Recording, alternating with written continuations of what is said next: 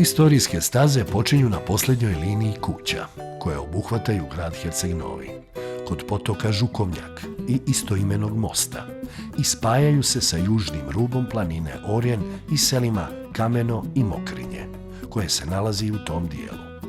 Ovaj dio staze je interesantan, jer je nekada u doba Otomanske imperije postojala pješačka signalizacija.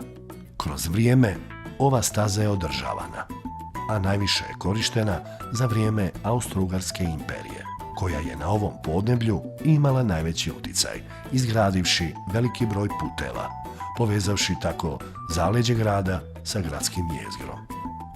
Na 15 minuta pješke od početne tačke nalazi se crkva Svetog Stefana, u čijoj je neposrednoj blizini lijepi vidikovac, sa kojeg se vidi ulaz u Bokokotorski zaliv, a u čijem podnožju se vide Igalo, Topla i početak Herceg Novog. Na 20 minuta od početka istorijske staze u selu Sušćepan nalazi se prelijepo izvorište Bostan. U nastavku nalazi se crkva Kozme i Damjana, a odmah nakon nje i crkva Svetog Ilije, na kojoj je i završetak istorijskih staza. Crkva Svetog Ilije sa vidikovcem nalazi se na 499 metara nadmorske visine. Za crkvu Svetog Ilije je specifično da je to jedna od 4 crkve u Herceg Novom koja je posvećena Svetom Iliji.